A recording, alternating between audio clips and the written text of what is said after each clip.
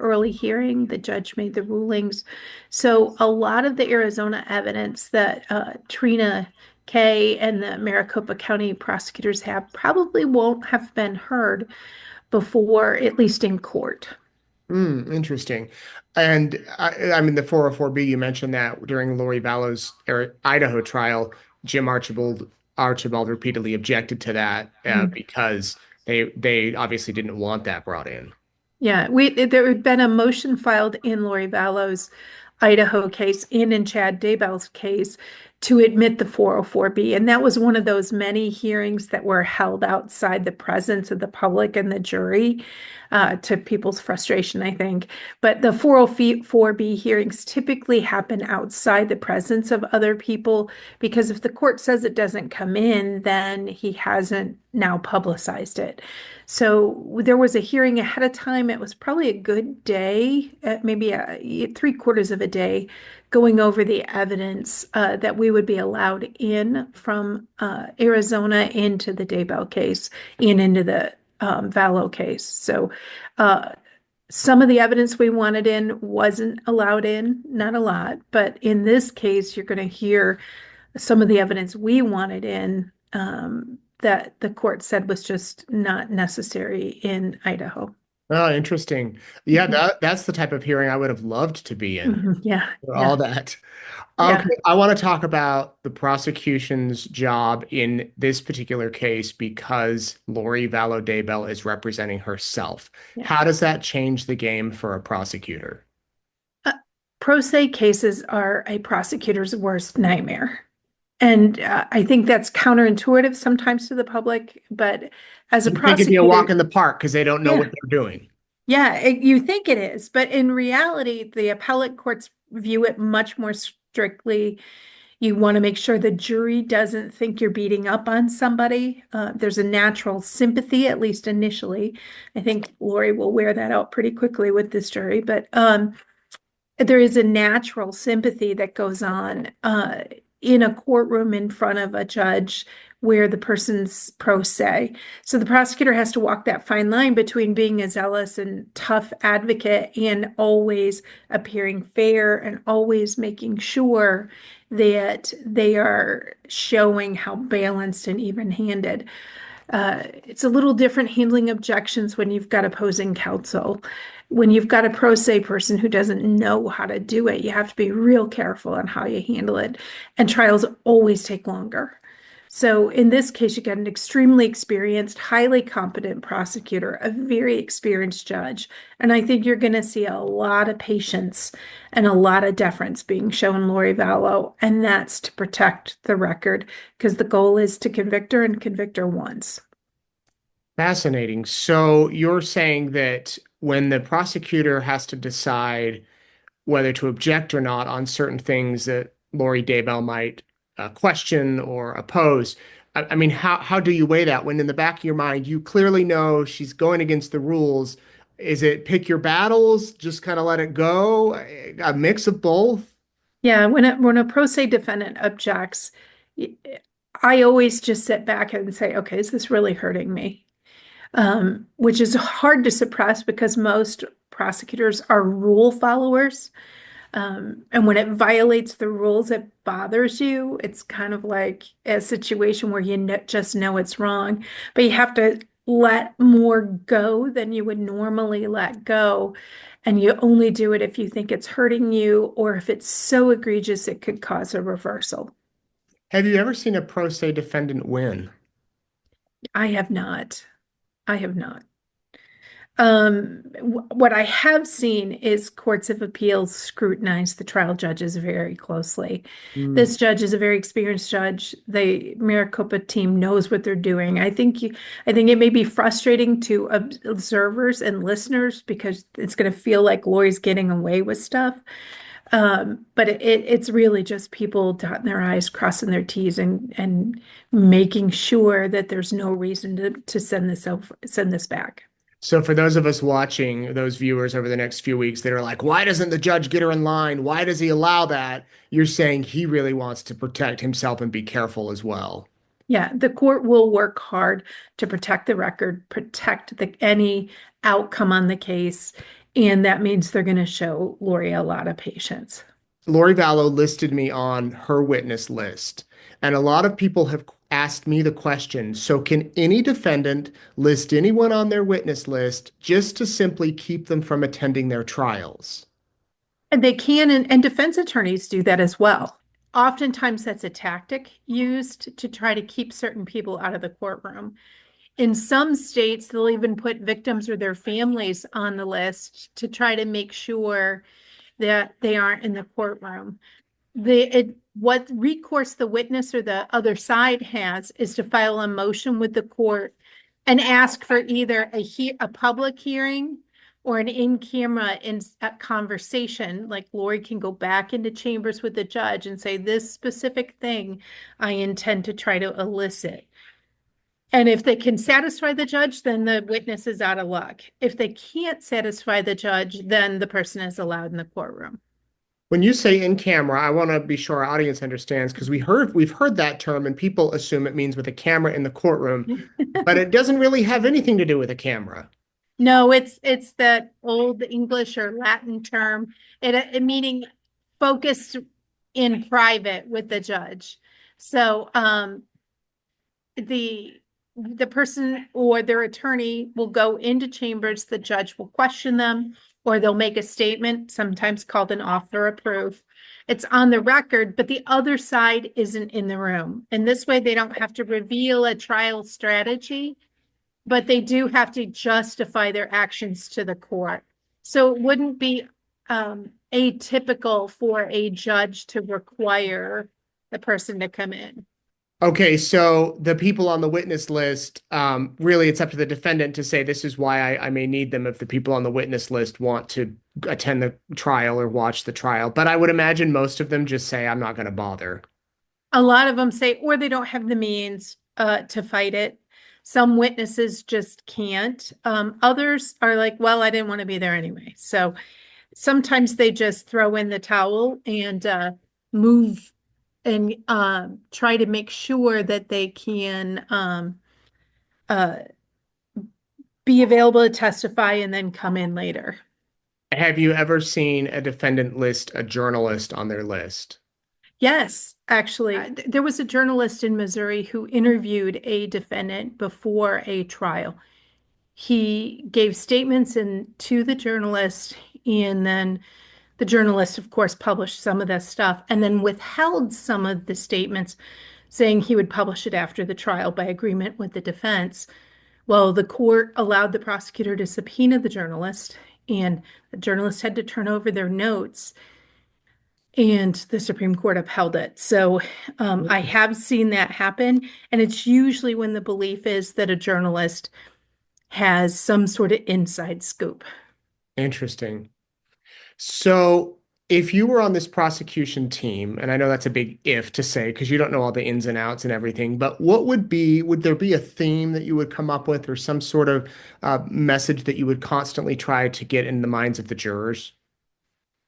Yes, I would really focus the case on Charles and who was lost, that Lori's desire for money and glamour, such as it was through her new boyfriend, Chad, the author, cost Charles Vallow his life. And so the case rightfully will be focused on evidence in Arizona. In this case, I'd keep it narrow and keep it focused on Charles. How much stuff from Idaho do you think will be brought in about the deaths of JJ and Tylee? The judge has already said he's going to put their names on the jury questionnaire. But will we hear a lot about the children's death and the horrible manner in which they were found, or is a lot of that going to be limited? I think looking at the witness list that the prosecution put forward, you don't see a lot of you don't see the people from Idaho. You don't see the people on the list that would be the way to introduce that evidence. So I think we're going to have a very limited trial. There will clearly be some mention of it. There will clearly be some conversation about the scope of the conspiracy. But it is possible the judge will limit the vast majority of it because Charles' death occurred first, and the argument may be the evidence of the children is and Tammy is too prejudicial and not as probative as necessary. I suspect we'll see a very narrow trial given this witness list that was filed by the state. What did you think of Lori's interview on Dateline? Oh, Lori is that interview on Dateline was what I was secretly hoping would happen if she testified in her own defense in front of in Idaho. Idaho. Yeah, we had talked about having Rob Wood do the cross because that's at least looking at all the videos, paying attention to the witness statements, seeing how she interacted with law enforcement consistently. That is what she did. She tried to flirt or charm or maneuver her way around the situation, and we were secretly hoping that's what would have happened in her trial in Boise. And that's why you thought Rob can do it to see if she kind of goes back and forth with him versus a woman. Yeah, yeah, and there was also Rob just being of the same faith. There was some evidence based on her jail calls that she saw a special connection with Rob, which kind of you saw come out in some of the early motions filed by Mark Means. So Lori's connection and interaction with men is starkly different than her interaction with women. So that Dateline interview was what we were secretly hoping would try to happen in Boise had she testified. And she specifically requested Keith Morrison. She Yeah. wanted on the number one crime program, and she wanted him. Was any of her behavior surprising to you at all? No, no. I really wasn't. What was surprising was how patient Keith Morrison was, because that would be extremely hard, knowing he followed it the entire time, like you, uh, even before the children were even known to be dead. I can't imagine having to show that level of patience, but he did, and that behavior is what we really thought we would see out of Lori Hmm. had she testified. And do you think we'll see that behavior all throughout the next month and a half, if that's how long the trial goes?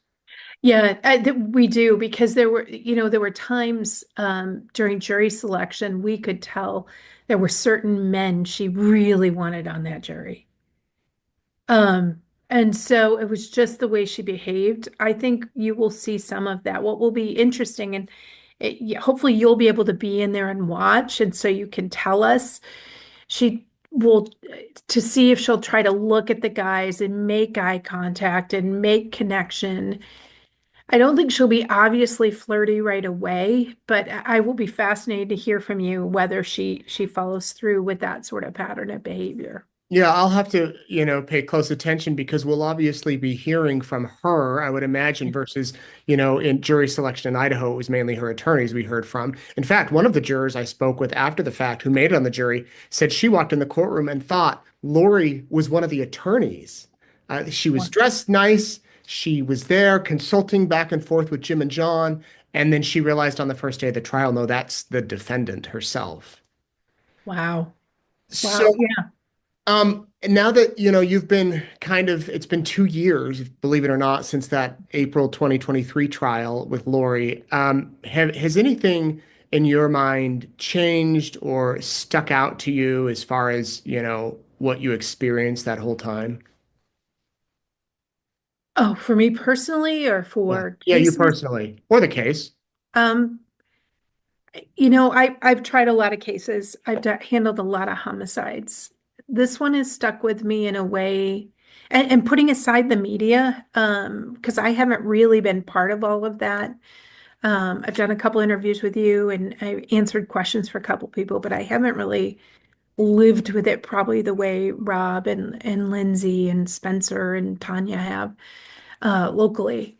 But for me, it's there will be times I will think about the case, or I received one of the wristbands, the remembrance bands from Kay and Larry, and I'll see that it's in my car, and I'll see that, and I think of them, and it sticks with me in a way that other cases haven't. The depravity of what a mom can do to her kids just really resonates. I'm not sure when that will go away. My daughter was about the same age as Tylee, so I can remember during going over and doing Dr. Christensen's testimony, and in the middle of it, I for whatever reason, I thought of my daughter. So that when you're a mom, when your kids are about the same age, that stuff just sticks with you. Right. Do you have anything you wish you would have presented at the trial, or anything you wish you could have gotten in? I would have liked to have gotten in more about Charles. Um, I would have loved to have gotten in, but the judge absolutely made the right call. Would have loved to have gotten in some of her footage where she wasn't, where she was manipulating the police during the request for a psych eval. But, in the end, it was Judge Boyce did a phenomenal job. It's one less issue that could, although she's waived appeals, that could have been raised on appeal. So the judge made the right call, but I would have loved to see that. I'll be hoping to see that in this trial. I think there's every reason for it to come in, and I would be very interested to see the jury's reaction to it. I know a lot of us in the public say, "Oh, we wish we would have heard more of those jailhouse calls between her and Chad," Yeah, or things like that, which I don't know how many of those. It appears the relevant ones were used, but and you yeah, probably could have played those all day, every day, but to no point.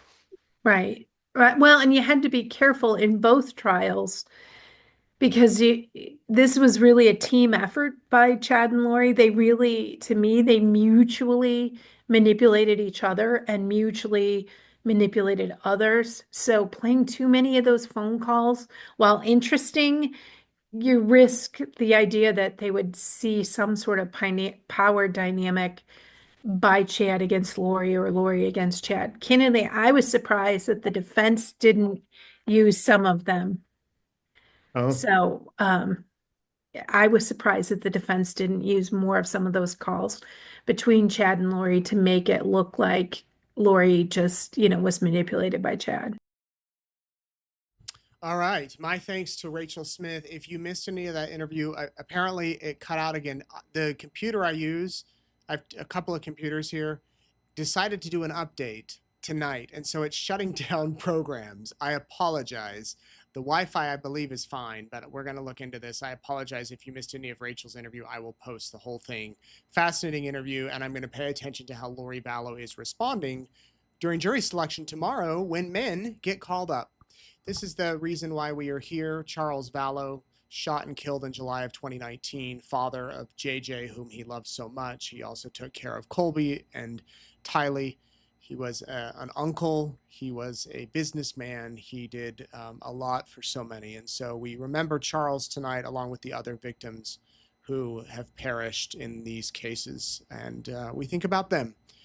I do want to pause here and give a thanks to our sponsor, Browning Law, Allen Browning Law Firm in Idaho Falls. They are sponsoring Courtroom Insider. They make it possible so we can come to you every night. I want to ask you to subscribe to our YouTube channel if you can. There we go. You can find me on Facebook. I'm on Twitter, X. I was live tweeting today. I'll be doing that again tomorrow. There won't be any cameras tomorrow. So if you go to eastidahonews.com, follow us throughout the day, or at X starting around 10:30 Arizona time. I'm also on Insta and YouTube, of course, at East Idaho News. I want to give a big thanks to many of you who sent in donations today to our newsroom. We really appreciate that, and I can't thank you enough. I was going to wear this shirt tonight, guilty of following eastidahonews.com. I might wear it tomorrow night. Just want it to be a little bit more appropriate today. Many of you ordered shirts, either that shirt or the Ain't Nobody Got Crime for That, or our I Come for the News, Stay for the Comments shirt. Big thanks to those of you that did that. And I promised my daughter, she gave me a bunch of Easter eggs to open one a day from now until Easter. And I promised her I would open this one on camera tonight. And she said I could read the note to you. Hi, Daddy, I'm so sad you'll miss your birthday here. Also, if you want, you can show this on Courtroom Insider. I love you. Love your favorite daughter, Emmy Swimmy. Thank you, Emmy. So nice hearing from you. And kudos to my wife who is holding down the fort at home. It was the first day back to school today after spring break. And you know how that is. Many of you went through it today, just the madness of it all. And I miss taking my kids to school. But I think I got all those in. Peggy, let's get to your questions. So many of you have questions. First of all, the shout outs. Michael Jepson, my good buddy in Fruitland, Idaho. He's a physical therapist. He just moved there. Wish he was here to work on my shoulder, but if you need help, go see Michael Jepson. Wayne Cleverly, Tammy Camphouse, thank you for watching. Pat Kane, Tanya Ann, Geraldine O'Gorman, Rose Kruger, Jana Grace, and Laura Welsh. Thank you for watching. We have people watching from all over. If you haven't put in your city or state, please do.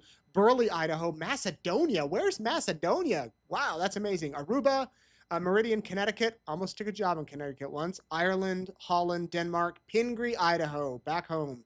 Round Rock, Idaho, Rexburg, of course, Spain, the UK, Australia, England, and Minnesota. A lot of good places. Now to your questions.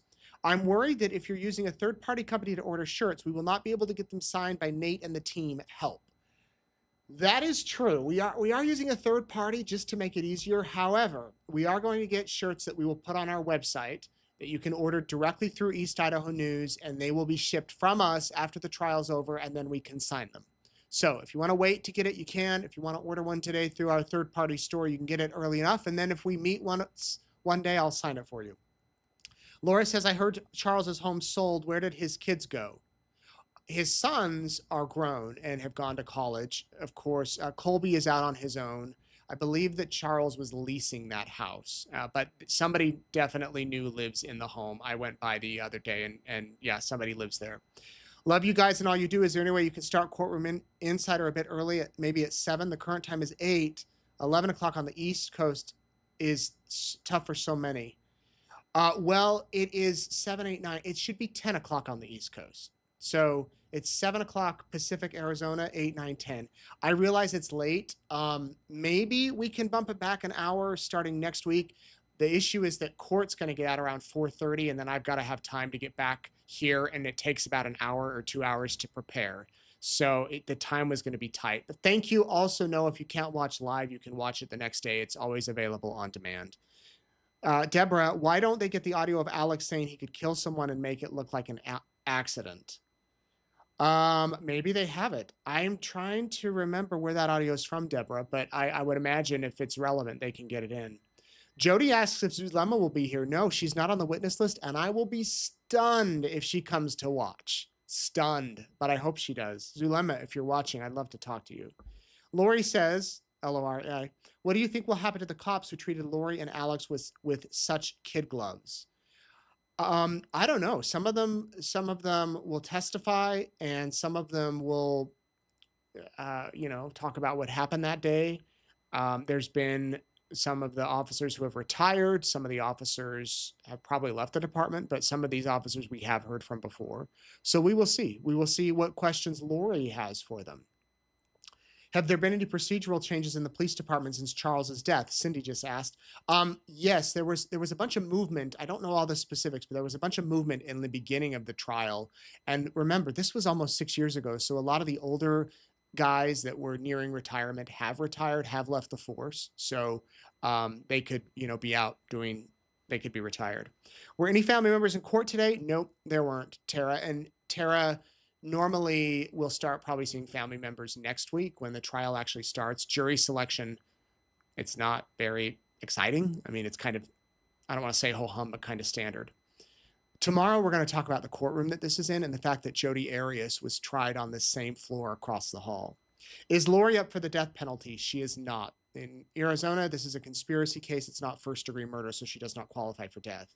Heather says, if the trial is going to be recorded and start 30 minutes later after it originally starts, will we be seeing the beginning or will we miss the first 30 minutes? Good question. I'm a little confused. The trial will start at 10:30. We will start recording video immediately when it starts. At 11, this is all Arizona time, we will push play and you will watch from the beginning. You will see the whole thing unless a juror is accidentally shown or something is shown that shouldn't be, then we'll have to cut that out. But yes, you will see the whole thing. So we will get out of court 30 minutes before you finish watching it, if that makes sense.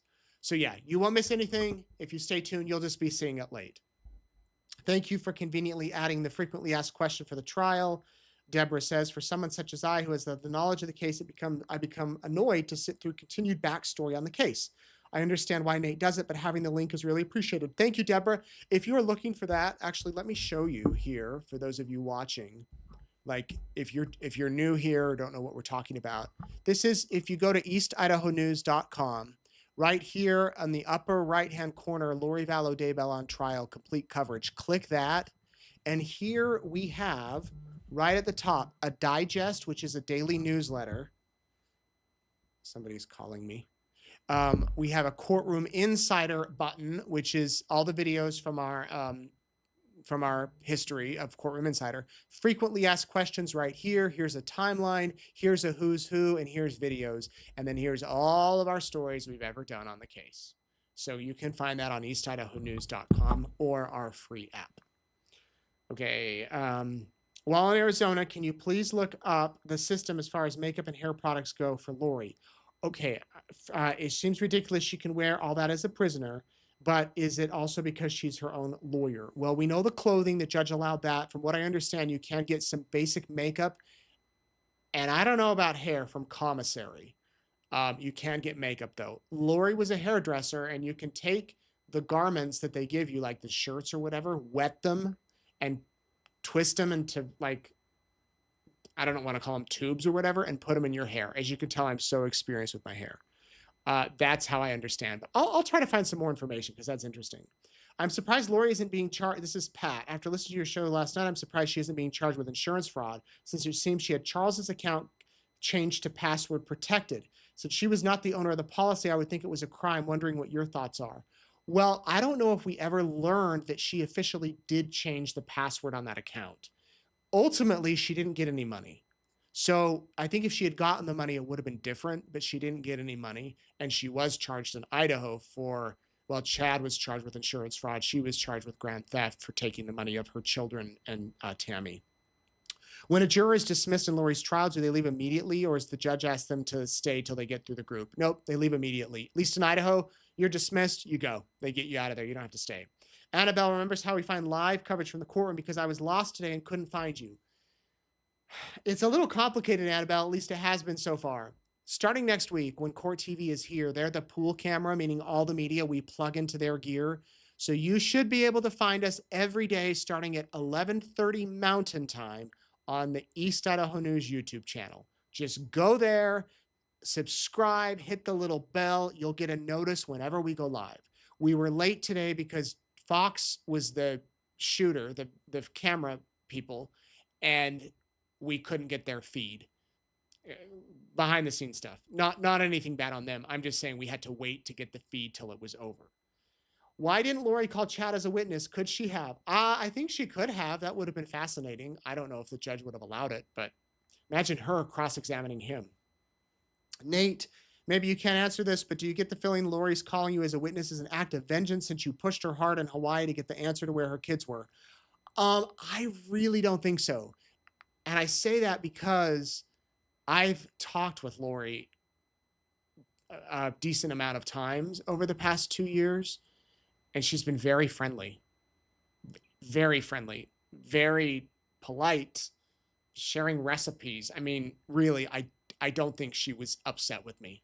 Maybe she is now, but I don't know. Kelly says, did you say you've been visiting with Lori in prison? No, she wanted me to visit her in prison, and I made the request. She wanted a face-to-face visit with me, and I tried in Idaho. Here, they don't allow face-to-face visits, but we have communicated. I'm super confused about Charles's phone. What did she take? When did she get to take it on all those errands? After he was shot, she grabbed his phone and took off. Allegedly. She had the phone with her. She didn't leave it at the house. So he was shot and she grabbed the phone and left, most likely.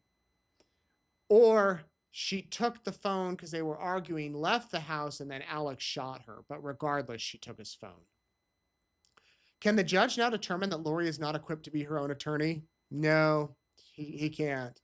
What is, I want to I wanted to keep yelling, keep Nate's name out of your mouth. How do you feel? How did I feel? I'll tell you, it was surreal. It was so weird to be sitting there and hear her say stuff that I know wasn't true and just listen. And then, I wanted to kind of stand up and say, I probably could have. I asked my attorney, I said, you can do the talking. Do you want me to come up? He said, I'll take care of it unless you want to. And I wondered if the judge would call me up to say, Mr. Eaton, do you have knowledge of such and such? But he didn't. But it was a little odd, I will say. I mean, it was weird to be there. Corey says, do the donations to East Idaho News go to Nate's candy addiction? No,